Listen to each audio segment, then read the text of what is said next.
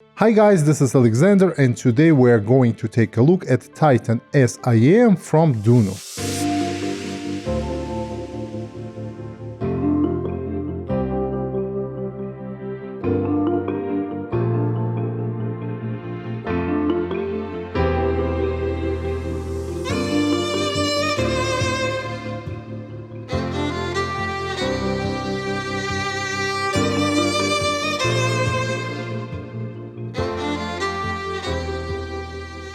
Hey, I'm Alexander and this channel is dedicated to honest and comprehensive reviews of headphones, IEMs, decks, amps and microphones.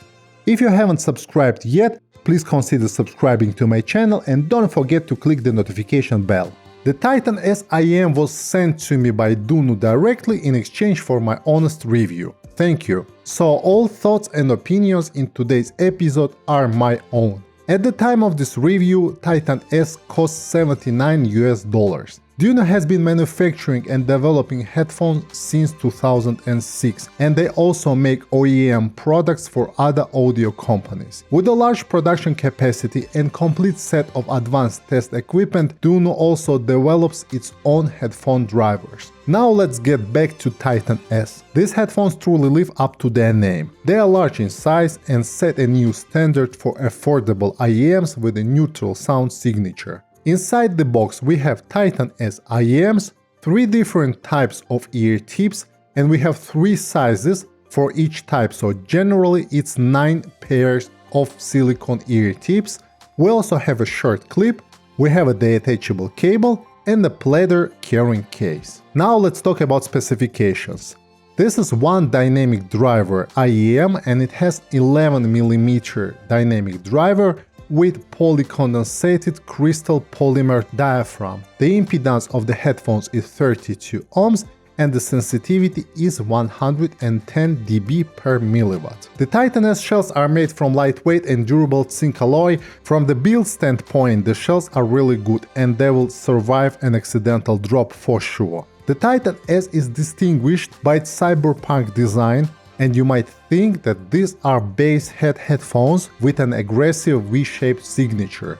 But actually the TITAN has a quite unique neutral, yet slightly bright sound signature. The sound isolation of the headphones is average, which is not surprising since they're ventilated like most headphones with a single dynamic driver. It may also look like there's a second huge vent on the outer side of the shell, but it's just a part of the design. The wide ear tips that come with the headphones can improve isolation, but still, you shouldn't expect the same level of sound isolation from this pair that you might get on the IEMs without vents. In terms of labeling, the left and right shells are labeled L and R respectively. The TITAN S uses 11mm dynamic driver with a polycondensate diaphragm, which is also called liquid crystal polymer or LCP. Theoretically, LCP drivers provide excellent performance and low distortion, hence the LCP driver hype that started in 2021. TITAN S is easily driven by low power sources, but like most headphones with a single dynamic driver, it improves its dynamics, soundstage and details when you connect it to more powerful source. Talking about ear tips, the package includes 3 different types of ear tips in 3 sizes each. The wide ear tips are the tallest, providing a deeper fit and therefore more isolation, although they do narrow the soundstage slightly. The blue-colored ear tips are the shortest of all and have the narrowest hole diameter. These ear tips provide the shallowest fit and slightly increase the soundstage, but keep in mind that they also provide the least isolation of 3 types of included ear tips. The red-colored ear tips sit somewhere in between the previous 2 in terms of their height. These ear tips are so far my favorite, and all the subjective sound impressions that I'll be sharing with you in this review were captured using the red ear tips. Now I'd like to mention the comfort. The IEMs are light and very comfortable for my large ears. The IEM shell itself has no sharp edges, and it sits perfectly and very comfortably in the ears. However, it's worth mentioning that the nozzles are on a longer side, and this can be a problem for those with small ears. If it's the case, the blue ear tips can partially solve this problem. Now let's talk about the cable. The standard cable is made of high purity and mixed single crystal and silver plated copper. It comes with 2-pin 0.78mm plug. The cable is strong enough and has a slider. However, the cable is thin, tangles easily, and has some microphonics. Using the supplied shirt clip may reduce microphonics to some extent. I won't be picky here, since finding a compatible cable for these headphones will not be difficult, especially if you really think that the stock cable doesn't suit you well. I'd also like to mention the storage and carrying pleather case, and I think it deserves special attention. I think this is one of the best cases that comes with IEMs in this price category. It's made of pleather and has the DUNU logo embossed on the outside. The case has quite a lot of space, and in addition to headphones and cable, other accessories will fit in it without any problems. The inside of the case is made of the velvety material that prevents scratches.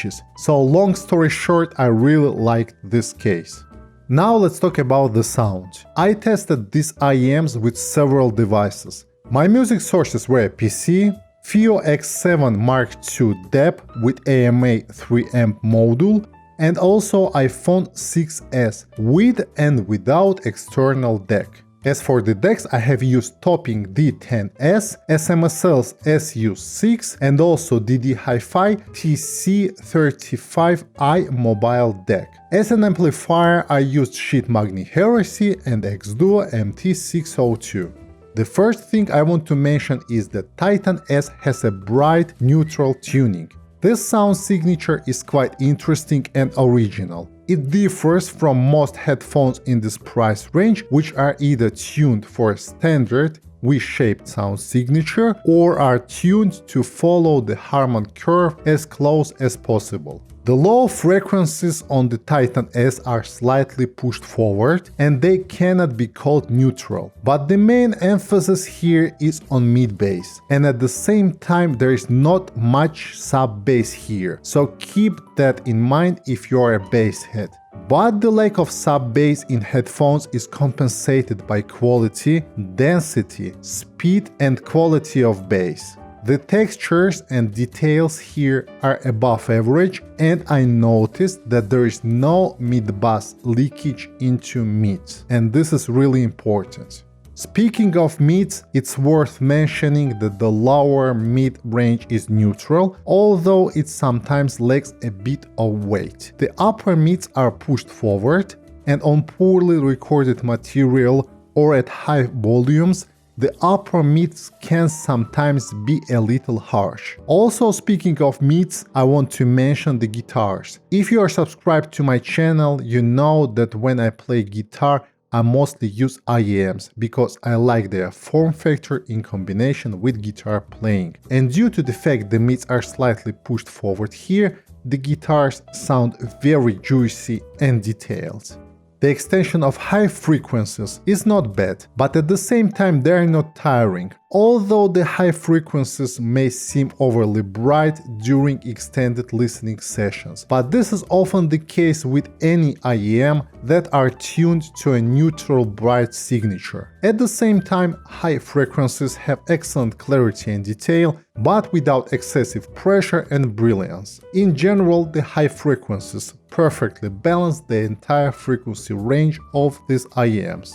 The soundstage on Titan S is quite wide for a pair of IEMs, although it's average in terms of depth and height. I think that due to its tuning, the Titan S is in a league of its own. The timbre of the Titan S is natural for both vocals and instruments. In terms of technical details, instrument separation, clarity and imaging, the headphones are very good for their price. I have also compared these headphones with TIN T3 Plus and Moondrop Aria, since all three pairs use LCP drivers, and in my opinion the Titan S is technically superior to both of the mentioned pairs. Compared to the TIN T3 Plus, the T3 Plus has more bass, and it sounds more fun, but the bass lacks detail and texture. In general, the details, soundstage, instrument separation, and imaging are better on Titan S. On the other hand, compared to Moondrop Aria,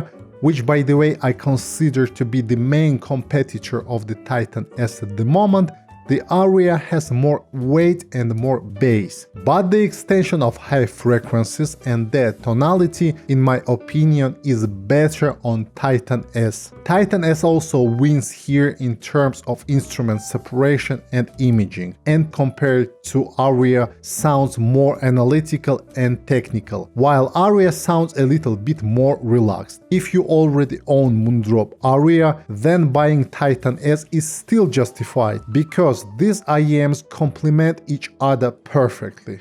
Let's summarize. The neutral signature, good performance and analytical nature of the Titan S make them a very attractive pair of IEMs for critical listening and even for some studio work. However, their tuning can't be called completely neutral, primarily due to a slight bass boost. Titan S are quite unique in terms of their tuning and combine excellent tonality, timbre and technical performance. Talking about pros, I also want to mention the light and pleasant design, good number of accessories that come with the IEM, excellent technicality, natural timbre and good tuning. Talking about cons, well, a slight lack of sub-bass, not the best cable and not the shortest acoustic nozzle, which can be a problem for some. In my opinion, the Titan S are the new benchmark pair of neutral IEMs in their category, and they are now on my recommendations list for neutral tuned headphones in the sub $100 range. If you are looking for good sounding IEMs with an original and quite neutral tuning, good details, instrument separation and natural timbre, make sure to check the Titan S from DUNU.